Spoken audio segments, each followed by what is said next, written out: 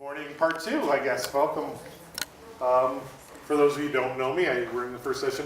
I'm Mark Womack. I'm your Senior Alumni Officer here for the Faculty of Mathematics. So sooner or later, you're all going to get to know me because hopefully sooner or later, you're all going to be alumni, right?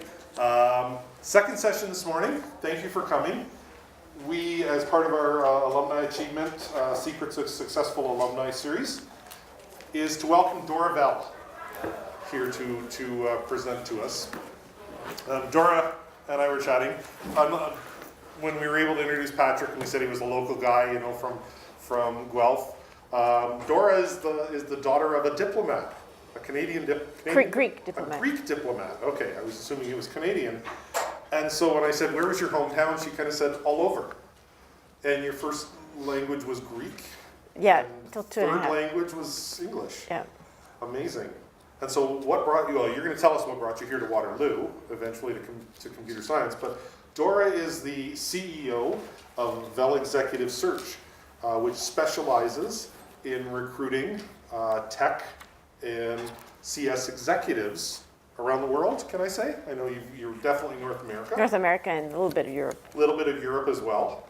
So Dora's going to talk to us today about what it takes, you know, to get recruited. What are the skills? What, you know, you can ask her questions, the interviews. What does it take to make a good impression in an interview? I'm sure, you know, is something we can ask you or you're going to talk about. So please join me in welcoming Dora Vell. Hi, thank you so much for having me, and I'm honored to be here and very, very humbled that, you know, Patrick got a Y Combinator recognition right when he started his business. So that's one good way of mitigating risk.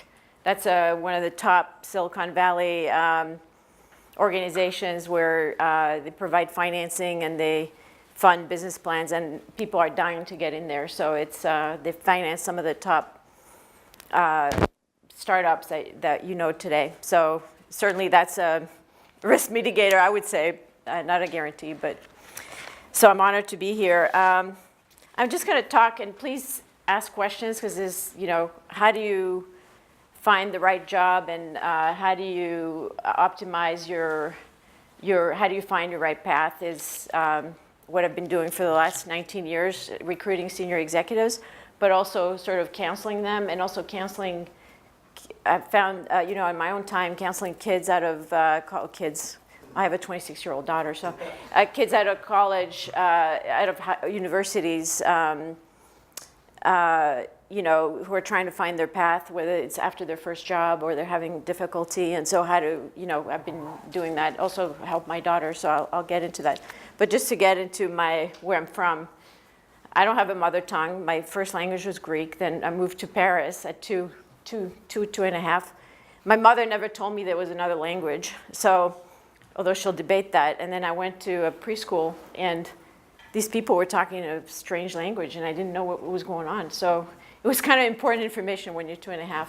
And so, you know, that there are other languages, et cetera. And then I switched to French completely, I lived around the world, Paris, Geneva, China, and sometimes in Greece, always moving in February.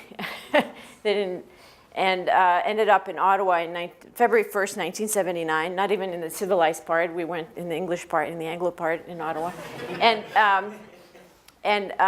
you know, my life was over. Like, it was like they were taking me to the North Pole, and it was like dark and cold. And anyway, my parents were called, they wanted me to, I graduated baccalauréat français, and then they by that time, 2 years later, they wanted me to stay. I wanted to stay in Canada, in North America, so I thought, oh, I might as well learn English. And then went to Carleton University in computer science. I'm an accidental computer science student. That's because my aunt said either take computer science or engineering. I didn't know what it was.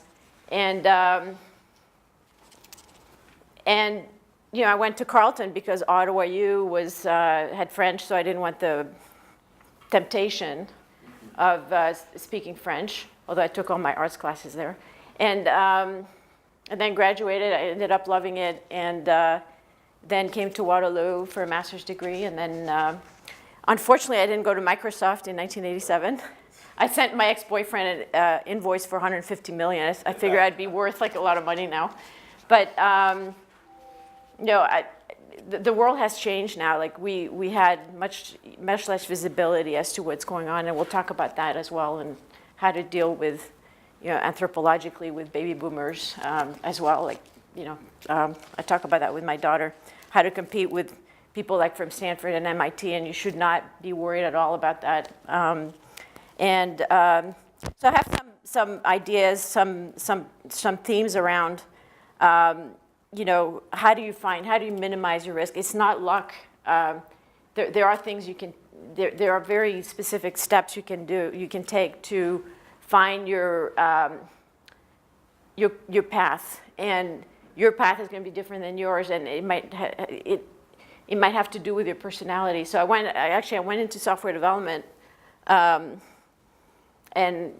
within 2 years I got 7 patents and whatever, and IBM wanted me to stay in software development, and I didn't want to do that. I wanted to go into management. And then I went into management, managed lots of people, got an MBA at night, had a baby at the same time. It was crazy.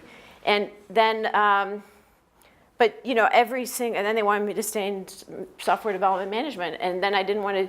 But every single evaluation I had, we love you, but you're too aggressive. And so then, I wanted to go into sales, and I carried a bag. I managed 100 people, then carried a bag, and then I loved it. It wasn't as hard for me because it's not a skill set issue, it's a personality issue. I'm extremely aggressive. So now doing recruiting and having my own business doing recruiting fits my personality very well. And so, and also being so outgoing. So it's how do you find that path? So the first thing I would say, I have 10 things. I don't know if we'll get through all of them. But number 10 is ride the wave.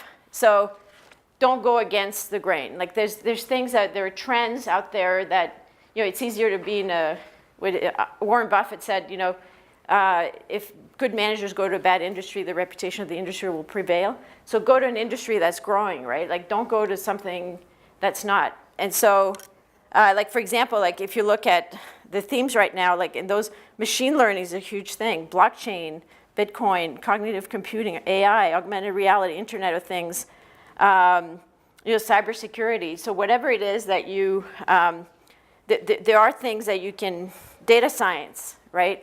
For people with stats degrees or what have you, you can extend where you are. So get into those fields where there's huge demand and learn things that, whether or not you're startup or larger company, we'll talk about sizes of companies and where you should figure out where to go, then pick or try a few. Then you'll find what you like. We're not in Afghanistan here. I mean, there's lots of jobs. Like there's a startup guy. I have the privilege of talking to a lot of millionaires and billionaires and people that have created lots of companies, one after the other. And there was an Indian guy who came here with $8 in his pocket. He actually bought a chocolate with the $4 and then started a company. And then, and he says, in India, and then he started lots of companies, and then his wife takes all the money, gives him a little bit, and then he starts again. And he does that. They do that on purpose. And he said, in India, if I fail, there's no social systems. My kids are going to starve. My family's going to starve. We might die. It's dire consequences. Here, it's not. There's all these social systems. There's plenty of jobs. Like if you take showers every day and you want to work and you show up at work and you have some skill set, you're going to have a job. You're going to have a living. So it's not the idea of risk is very different, and so you got to really think about what it is that you want to do and that you're suited to do, not what somebody else wants to do or not what somebody else did. We'll talk about that. So number 1, ride the wave, or number 10, ride the wave. Number 2, selecting the right functional area. So what it is that you're going to do. Start with your best guess, right? Understand who you are. So I wish I had, at first I thought, when IBM was telling me I was too aggressive, I thought, they don't know what they're talking about. And it's like they were right. And so, but I loved what I did, but finding the right functional area for me may not be for you, right? You may not be as aggressive or whatever. I'm 99th percentile there. So understanding yourself, taking those DISC profiles or other personality tests or whatever will give you a perspective. Even with my 26-year-old daughter, like she irritated the hell out of me when she was right out of high school and she was studying film. And this is an example on the combining functional areas. But, you know, and I found her an internship in Hollywood, and she had to think about it. And that, you know, I wanted to strangle her because it's very hard to find an internship there. And so, for a high school student. And so but then we did the DISC profile, and she's like pedaling the metal like I am, but foot's on the brake, and that's good for certain things. Like she's more strategic, she thinks things through, et cetera. So they're understanding who you are and that functional fit, including whether you should do a startup. Don't do a startup if you don't have an idea. Join somebody else's. Is very important. At the end of the day, I think we're all becoming independent contractors. I think like when I went to school, you know, the idea was you stayed somewhere for a long time. And so now it's like we're all becoming independent contractors. We're all responsible for our own skill sets. We all have to think about our own development and who we are and having that understanding. And we have now all the jobs are out there, like they're open. We know who's where. We know how to reach people. It's a very, very different world. Don't always learn the same thing. So if somebody else gets promoted in your area, or somebody gets a Facebook job, right? Like, don't start mumbling under your breath and figure out. Like I say, it's not a Dora special. Like it's not. You're not getting something because there's something you're missing that you're not seeing. And often people go over and over and over again on the same. Learn the same things. It's good to be an expert, but if you want a job that somebody else is getting, figure out what it is that they have. Ask for feedback. What is it that I didn't do right? What is it that this other person have that I don't have? And oftentimes, even for executives, they get very, very pissed off because they don't see, we all underestimate the things we don't have that are explicit in the job spec. Oh yeah, I don't have this. So, this is like senior executives will get very upset, right? And but this, I should devalue this. It's the things that you devalue that often are the killer. And so if you don't get the Facebook job, don't just say it's very competitive. Try and figure out why it is you didn't get it. Ask. And when they tell you, don't argue. Just say thank you very much and think about it and get more feedback. Look at the profiles online. Talk to the people who got the Facebook job. Don't say it's because I'm not from Stanford and MIT. I know, like in Boston, I moved to Boston in 2003, and at first I was, oh my God, you know, like I'd go pitch a board role or whatever, like we have to sell our services at a board meeting, and you had all these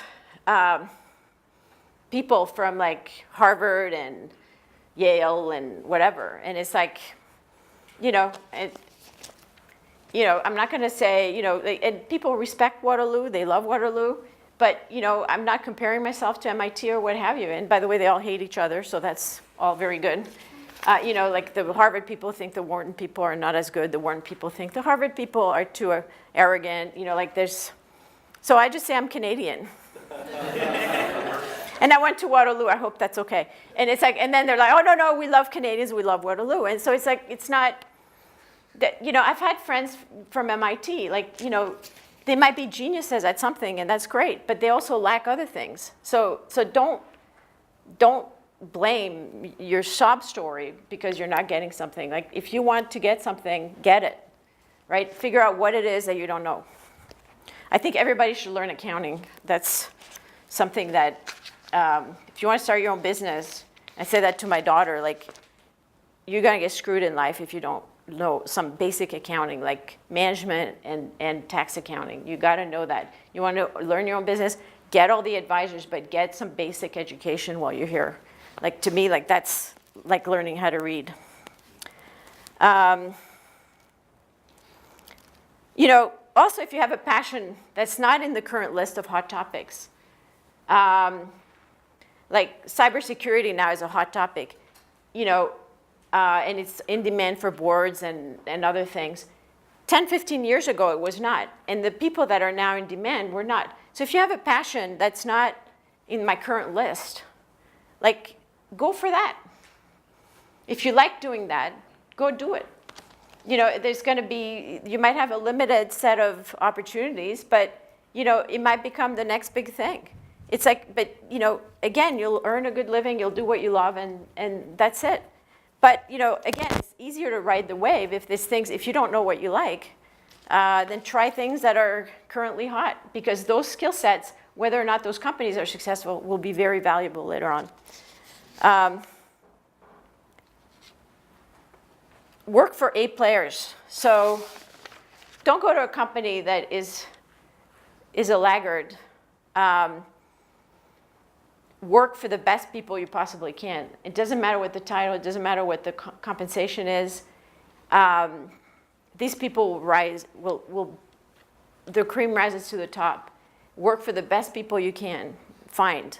I'll show you some indicators on how to find the companies in the practical tips, but I can't overemphasize that. What we call A players, like people that are really, really smart, very good, like will bring you up. People that are not so good will beat you down. And so it's very important to learn from the best and be with the best. And then everything else will work out. Because then you'll get the ideas. They'll support you in your startup. They'll support you in doing your side project. They'll answer your questions. I say escape the tribe. That's another, don't listen to, sometimes our families love us and our friends, and they keep us, you know, when I left IBM to join Heidrick & Struggles, which is a large recruiting firm, my mother was freaked out. You're doing so well at IBM. What are you doing? You know, and then she saw the offices and she was fine. And then I started my own firm 13 years ago. Oh my God, you know, and it's like, Mom, we're not in Afghanistan. Like, it's okay. Like, if I don't succeed at this job, you know, I can go back to or if I don't like it or whatever, or if I'm not good at it, I'll go back to the other one. Like, it's, you know, if I can't do my own company, all right, like I tried. Nobody's gonna, like, I didn't kill anybody. Like, so who cares? So, but don't listen don't take too much advice from your immediate circle, because they'll try and keep you where you are, or they see you like you were way back, and that's not who you are, right? And so get advice from people that have achieved what it is that you want to achieve. That's really important. And people are usually willing to give advice and help you out. And so I just say escape the tribe. I'd be a housewife in Greece if I didn't do that. So, and didn't go against, you know, the Lycée Claudel in Ottawa was like, oh, you're not going to study philosophy, such a waste of a brain, you know. That's the tribe. They meant well, but that's not who I was. That's not what I wanted to do. So, you know, don't listen to that. I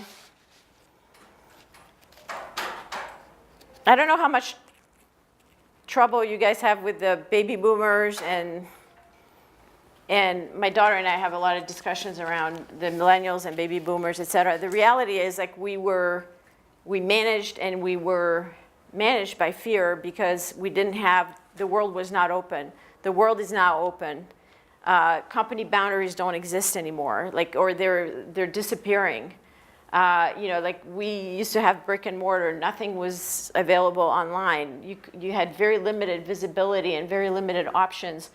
You guys don't have that. And so, but that's where the baby boomers are coming from. And so, and, you know, some people like Patrick are not, and so they're going to hire differently than some other people that might be baby boomers that will hire you. And so it's important to kind of observe them anthropologically and understand, just like they have to understand where you're coming from, where you have a lot of options and a lot of you have to also understand where they're coming from and that they're, we're all trying our best. And so, but again, that idea now that you're becoming, and I think that's going to be more and more and more, like even like employees are not employees, there's no lifetime employment, they're not going to necessarily, train you. I spend a lot of my money on executive education or education, right? And so, because I constantly have to be up to date with stuff and learn new skills just like everybody else. And so you have to take ownership of that, whatever it is that you want to do. So practical tip now, how do you find your ideal company? So Bill Gates can do 0 to 3 trillion. The rest of us have limited range, more limited range, right? And so, there's patterns in the executives that I've interviewed, and there's patterns I've listened to probably 10,000 stories, more than that in the last 19 years in search. And so there's people that have sweet spots. So you got to find your sweet spot. For Patrick, he doesn't like big companies. For somebody else, you might be great in a big company, right? So, or you might like a mid-sized company, or you might be great for a startup. Like it doesn't, it's very individual dependent. Once you start getting older and you experiment with different situations, you'll know your sweet spot. There's a CEO that I placed, and his sweet spot he knew was between 200 and 500 people. Like that was what he liked. That's what, that's where he was most effective. That's where he was happiest. Now, you're not going to be able to do that day one.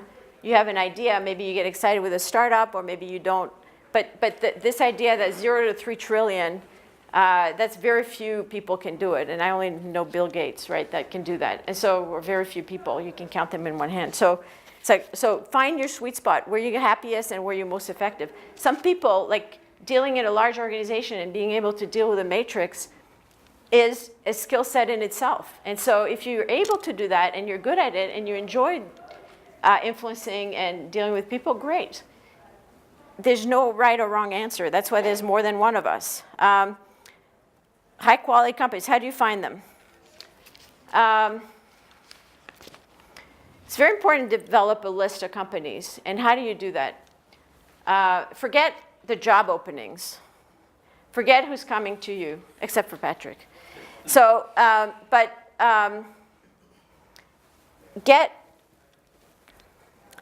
get lists of who's gotten the financing recently, right? So say you want to do machine learning, or you want to do, or you want to stay in Waterloo, right? Or whatever your parameters are. Who's gotten financing recently, and that's available, Venture Wire, whatever, like CVCA, Canadian Venture Capital Association. Like who's gotten money recently, right? Like so, a client of mine now, Axonify in Waterloo, they do some machine learning, they do gamification and some other cool stuff, brain science and other things, and they roll this all up in a software thing. But they got $27 million from JMI Equity, which is, and they were BDC Ventures company, very high quality company, local, what have you. That's Axonify. But you could have seen it from, they got financing in 2016, and so they'll have jobs, and they have good jobs, and they probably have co-op positions because they have gotten a lot of money, right? If somebody's raised $100,000, they're going to have less money and less potential co-op or summer jobs, right? I did summer jobs, didn't do co-op, but so that information is available, or you can tell this kind of the size of a company sort of by the number of people on LinkedIn, and then just email the head of software development, the CTO, email them directly, right? For those kind of companies. So if they're early or stage, whatever, don't go through HR, don't go through, just email, and I'll tell you about what to put in the email and how to do your resume and what have you. But that's, so part of interviewing is also getting enough interviews so that you all can also see what it is that you like, right? And so that's, so the other thing that you do is you create a list of companies of size, and then you go on every single career site on them, and you fill out the form. Like, don't look at the job. My daughter, like, God bless her, she studied film. She got a BS in film, and like, what happens with BS in film? People sit there and say, there's no jobs, there's no jobs, there's no jobs. And it's like you get people from USC and NYU, New York University, who are the top schools in that. She went to a Full Sail University, which is like a private school. It's kind of like almost like a college here in Canadian college. It's technical school. But, and then she started over-analyzing every single job before, because I was helping her. And every single job, don't do that. Like, first of all, like, you don't want to apply to your first interview to be in the job, it's your dream job at Facebook, right? Like, don't do that. Like, you want some practice interviews, plus you never know, like the job description might be poorly written and the company might be great. So you want to apply to as many reasonable things as you can, and think like 100, not like 20, right? Think that number. Get on those career sites, apply. Put your profile in there. Even if you don't get the first Facebook job, you might get the second. You don't know what they're looking for. The other thing is well, we'll talk about what to put in the resume in a second.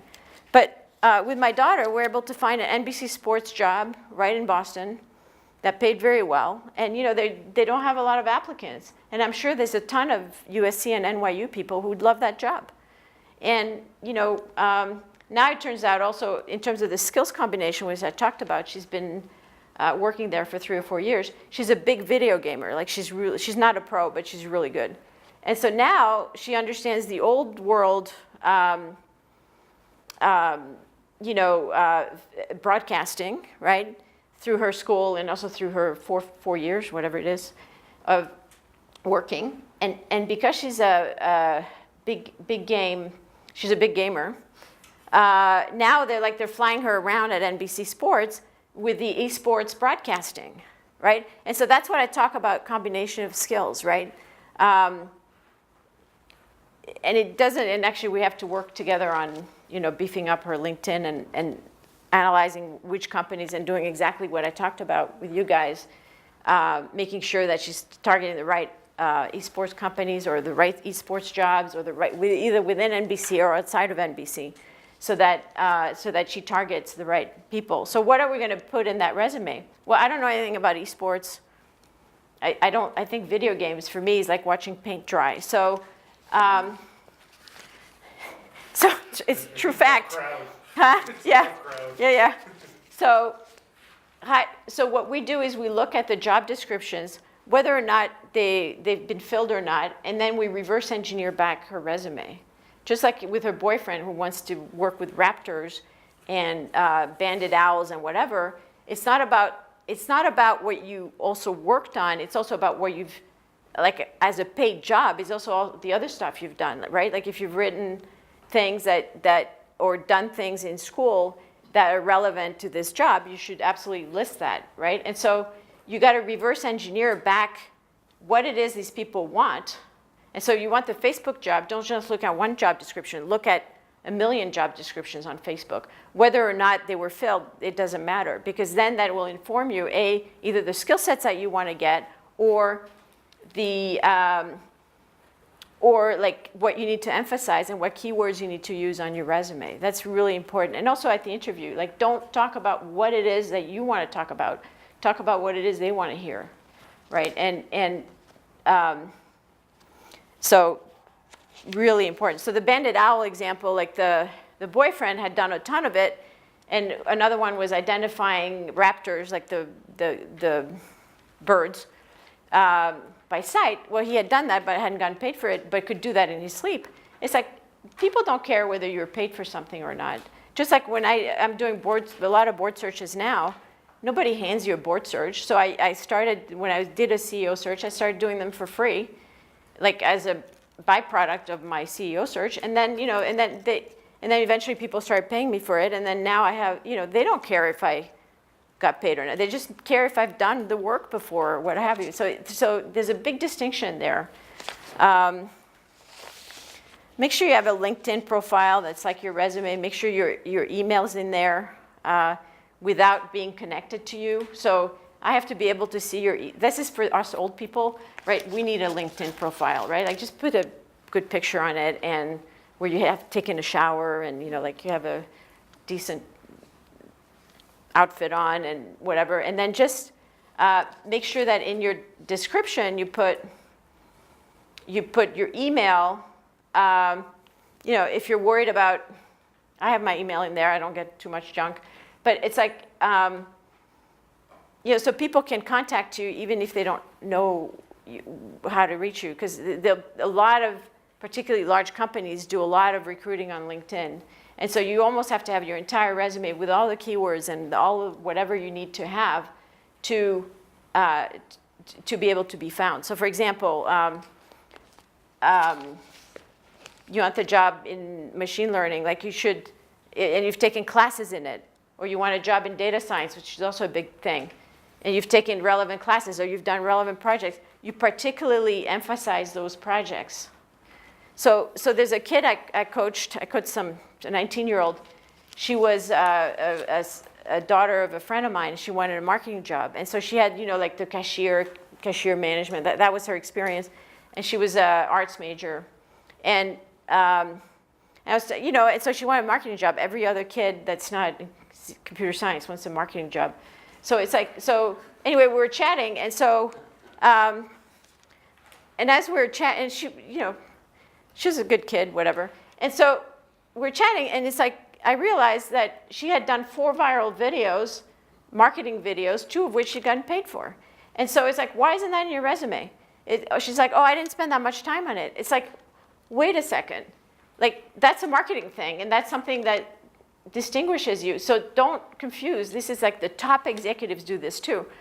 Don't confuse the real estate of time that you spend on something with the real estate of space that you put on your resume.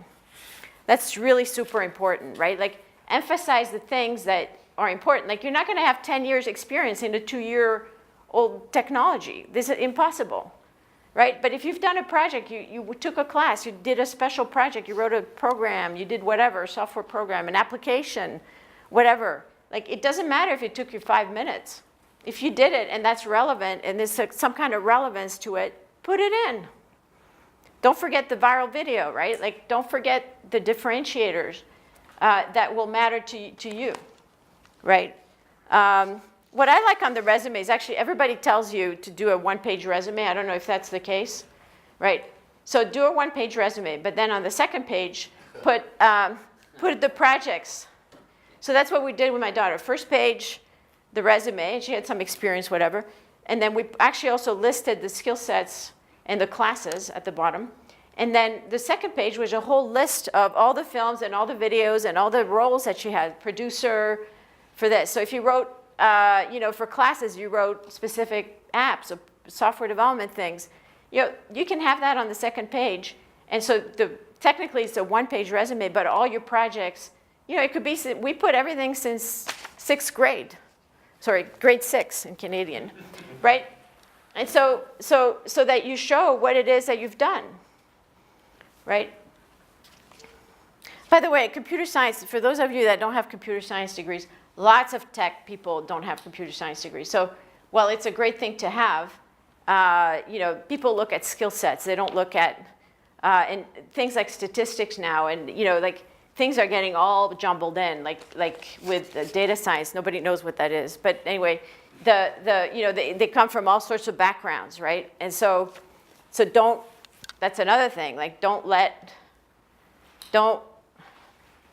There's a really senior guy, CIO at Morgan Stanley. We finished a project.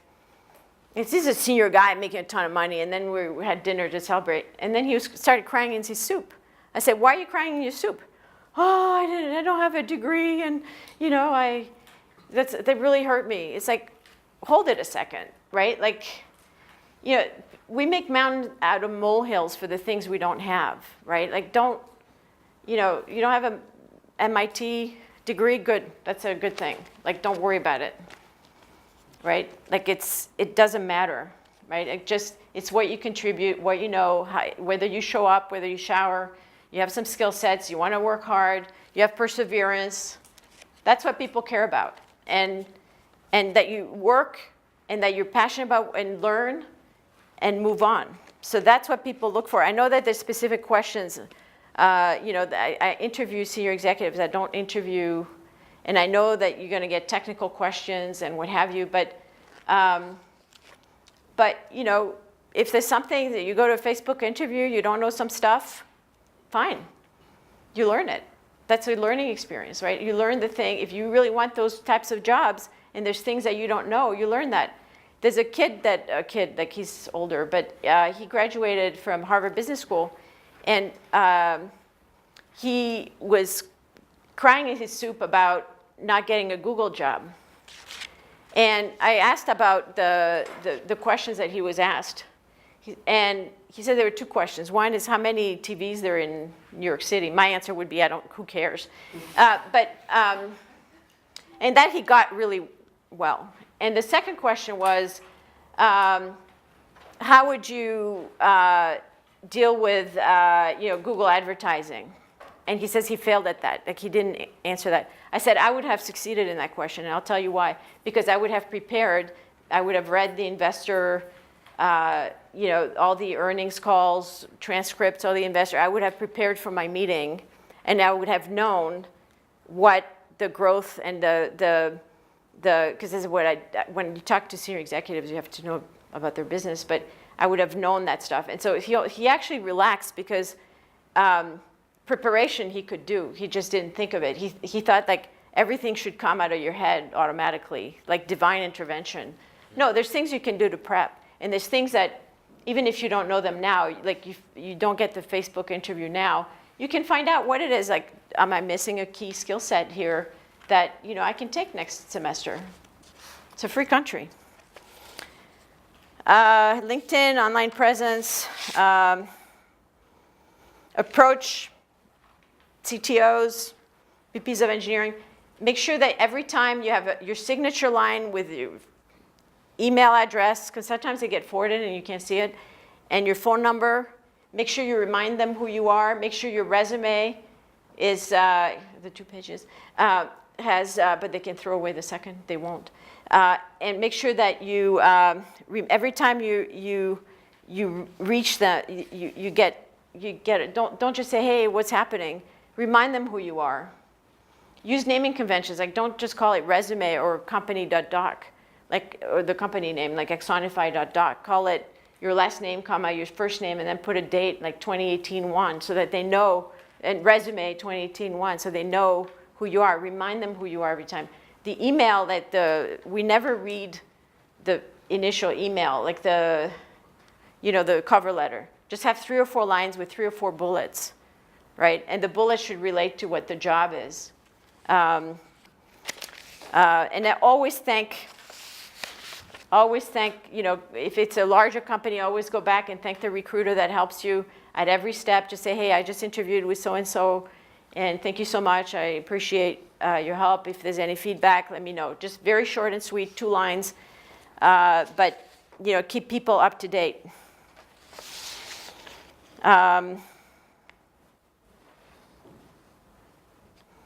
I can go on, so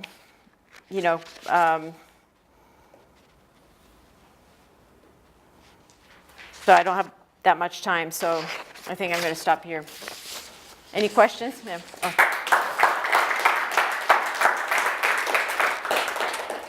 So I'm going to create again. I get the first question usually, but question around, and this is kind of around your experience. You're a groundbreaking woman in CS and in recruiting.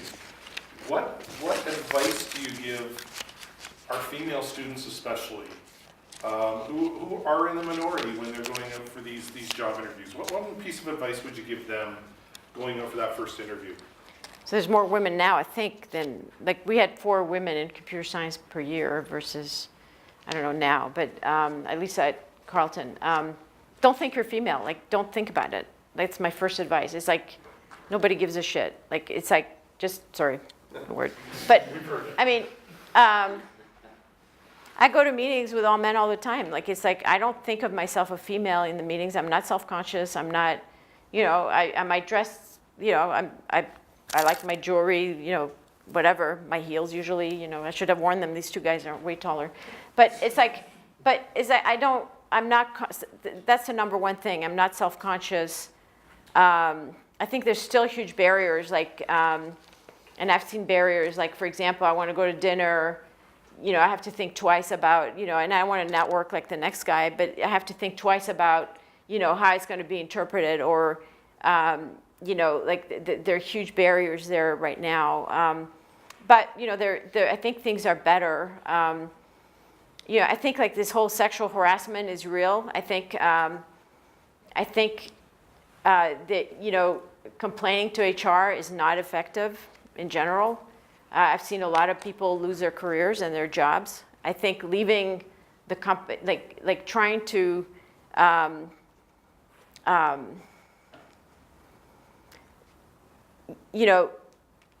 best way to do it is to deal with usually there are people that are just, they're not going to be overly, and women in the Valley, by the way, have this problem. I'm connected to the Athena Alliance. They're very senior women in the Valley. It's a huge problem there as well. And so what you want to do is make sure that, most of the time you can just back out in a friendly way and just, ignore it. But if it's somebody who's a superior who's really a problem, it's not going to be like I said, Dora special. Like, you have to make sure that, I can't technically tell you actually not to go to HR because that's the law, but it's not the most effective way to deal with it. The best way to deal with it is to get other women, like, it's not just going to be you, it's going to be everybody. And so the most effective way is to have the support and then figure out what to do about that person. Don't quit your job. Like, people try to shame us into quitting jobs or whatever. Don't do that. Like, that's, like, we shouldn't have to quit a job because there's, it's a horrible environment, right? Like, although if it's an unethical environment, I would say you have to quit the job. Like, if I've seen kids, people your age, like, try to fix an unethical company. That's not going to work, right? Like, it's like beating your head against a wall. But if there's a problem person, if there's a senior woman there, trust me, she will have seen it in spades. And so go to her in confidence. If she's a senior manager, she might have to, the law is to report it back to HR. But in general, like, if just contribute, like, you're just a person in the room. Don't be self-conscious. I'm never self-conscious. I'm female. Like, in a meeting and whatever. There are some situations that I think are still difficult, but at the end of the day, people look at where you're going to deliver, and and the most chauvinistic of guys are, and the most chauvinistic of senior executives are gonna, they only care about themselves anyway. So it's like they only care about the output and the value that you can provide to them. So I think there's a lot of things that you can overcome, and things are getting better. But the sex harassment issue is an issue that is very complicated, and you should not be run out of your business. I think we need to do what the Black Lives Matter people did, which is like tape people, like videotape people. We have a question. So you mentioned that like, to take a personality test to figure out what you want. I'm familiar with the Myers-Briggs, but you mentioned like this. What's that? Yeah, actually, if you go to, I used to pay $150 for it, for each test, but if you go to the Anthony Robbins page, you can provide a fake email, otherwise they'll bombard you with, like, create an email or have your throwaway junk email, and then you can do it. And so it has 4 dimensions, and also it has motivators. So the motivators are important too. So the 4 dimensions are drive and dominance, extroversion, stability, and detail orientation. And so I'm like 99th percentile on the D, the drive and dominance, and 99th percentile on the extroverted, and actually very low on the other 2. But I can do detail because I'm so driven. So that's why I was a pretty good software developer, but it was unnatural for me, right? Well, that's an entrepreneurial profile. If you're, and then the motivators are interesting. So, you know, the motivators are the motivators for work. So it doesn't mean that you don't do it in life. Like, for example, there's like learning, money, independence, service to the community, the need for a beautiful environment, they used to call it family, but the need for regulations. And so for me, it's like I have a high need of learning in my job. I have a high need for money, and I have a high need for independence, which is what I do makes it perfect, right? I don't care whether my environment, as long as it's safe and whatever, I can work in a Marriott like I can work at a Four Seasons. But my office is beautiful because, you know, I have to have a nice office because senior people are coming. It's a practical thing, right? It's not, I don't care whether my job is altruistic, whether it does good for society. That doesn't mean, and you probably have that, but that doesn't mean that I don't give to charity or I don't help. Like I help a lot on transgender causes. I help a lot on, you know, different things that matter to me. And so, you know, that doesn't mean that I don't give time, but I don't need that for my job. You see what I mean? And so that's where you start getting a clue. But I think there's a lot of other, like every time there's a test, like take it. You know, as long as it's sort of valid, you know, and you'll see some feedback. The other thing is listen to your enemies. You know, your enemies and your, and the things that people tell you that you don't agree with are often your blind spots, and those are things that are probably true. So when somebody tells me something I don't want to hear or I disagree with, I just thank them. I say, you know, thank you so much, I'll think about it. Because your best friends are not going to tell you anything, right? And so, but it's, you start gathering, just like the aggressive thing I had, you know, in my 20s, and it's like, I thought they were full of BS, and it's like they were right? And it's like, but I didn't see it because you know, I don't think I'm aggressive, but you know, like because that's my normal, right? So it's important to know yourself and understand, and you know, and then you'll discover things like what is it that you like to. How do you find what you like to do, right? There's things that I have plenty of time to do, and other things I never have time to do. That's the things I delegate. Right? The things I have plenty of time to do are things I like to do. So that's a clue. 4 dimensions, is that like Myers-Briggs 4 dimensions? I'm sorry? 4 dimensions you mentioned, is that like Myers-Briggs? Yeah, it's like they all have a slightly different, there's another one, I did the PI test recently again. And like they're very similar to the DISC, but the D, I'm lower on the D there, and it's because like they have a higher dominant, I'm more driven than dominant. And so that's where, you know, you can see, and you can start making the distinctions as you go. But I think knowing yourself is really important, and knowing other people is really important. Like when I did the DISC profile for my daughter, it improved our relationship tremendously. We have another question. Just wanted to follow up on your earlier question, actually. What about the difference for women going into management? I think that there's one sort of set of advice maybe for early career and how women can get in at that level, but I feel like there's a different aspect that happens in the transition to management. Do you have any advice around that aspect? So, into like leadership? yeah, so like they're different skill sets, and they're different, like people when they graduate out of school, right, out of university, think of skill sets like hard things, like you know, knowing whatever, right? Like things that you take in class that are practical, hard things, like solid, like, you know, skills. Getting into management, into successive leadership, there's actually a test, Pathfinder, it's great. I think they call it something else now, but it used to be, Cash Lehman and Associates had it, and they can actually predict, tell you exactly, like you could be a great VP but a terrible director level. So, so a lot of it has to do with soft skills, and a lot of it has to do with, you know, learn accounting, sorry. That's a hard skill everybody needs to know. I tell my daughter every day. But it's, So like before I went to management, or actually I was in management at IBM, we did a Niagara Institute, which is like, it's like people were crying in that meeting, like, because it's like, it's a whole 5-7 days of, you know, really negative feedback.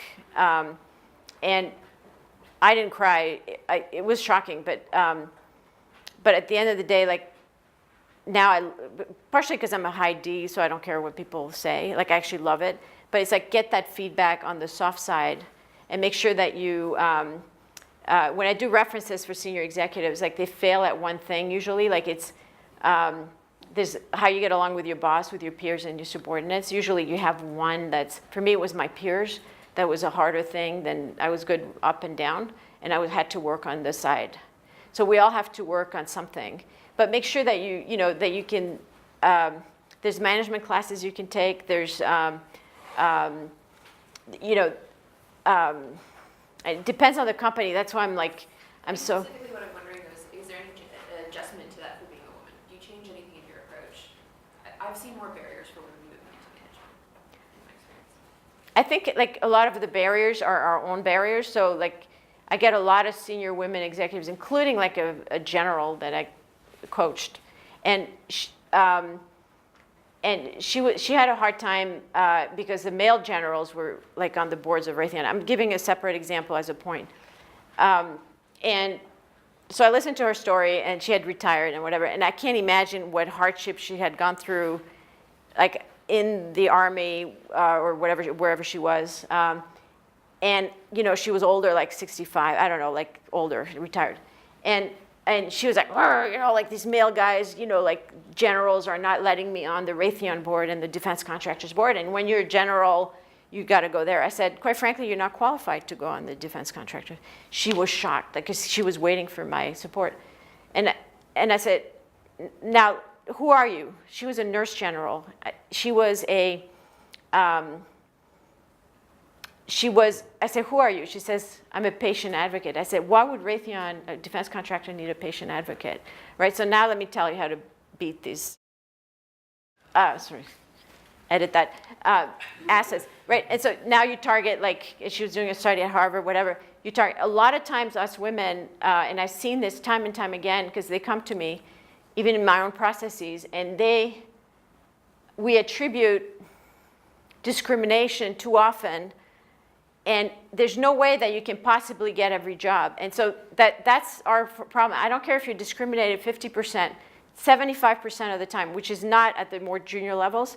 If you're in a company that discriminates like that, get the hell out. But there are companies that are, you know, that promote on merit. And trust me, like do not ever, because it's not productive. A guy who doesn't get a job gets up the next day and gets back on the horse. And we got to do the same thing. Never attribute external causes. Never. Try to figure out what it is that you're lacking, right? And as much as I'm a supporter of transgender people, and I'm a huge supporter, we're not going to change sexes tomorrow, right? So most of us. So it's like, you know, or become the sex we should be. But it's like, but, you know, and there is discrimination. There's no question. But you cannot think that way because you'll never get better. You'll never get better. And so, any other questions? Do we have? Yes. So, Sorry. Oh, I just curious because talking about the importance of personality. Is there any soft tools that you recommend that we use to test all that? yeah, so the DISC profile, DISC, you can find it for free, like on the Anthony Robbins page. And then, you know, again, you'll get junk mail, so use another email. And then there was a tool called Pathfinder that costs a bit of money, I think, but it's fantastic because it's based on data, and Larry Cash and Pam Lehman have gathered that data for years. I'll give you the name. It's Cash Lehman and Associates. That's the old one. It's called Pathfinder. It's called something else now. It's a fantastic tool. It can tell you it tells you how you compare on several dimensions, and it actually recommends jobs, and it actually recommends levels. So Just to touch on that as well, for anybody that doesn't know, the Center for Career Action, based in the Tatham Center, does have a lot of tools that are accessible to students, staff, and faculty free of charge or at minimal charge to help do exactly what you're saying, test the personalities, figure out your management styles. Yeah. There's a lot of things on campus that you can access. Do them all. And then don't listen to just one. And then, right. Yeah, we have like a Myers-Briggs test, like in the, so, okay, say you've interviewed multiple companies, you have multiple offers. I mean, how much should you like, disclose, like, I mean, if the recruiters want you to, like say, okay, if you want, you're saying the other company is offering this, obviously we should not disclose the actual offer document, because that's like a confidential.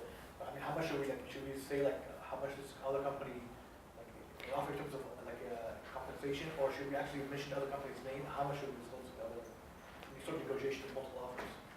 Well, it depends, like, I've had people disclose, like, fighting against Google is the easiest thing, as an example, but for an executive. But unless you're like Ray Kurzweil and you're solving immortality. But first of all, if there's so say you have an offer that's way better from your B company, right? So the first company that you really want, but they're not offering as much. So just just say, look, I really prefer you guys, and this is why. Well, first of all, like, if you really prefer the other company, it doesn't matter, because you're going to end up making that money in no time.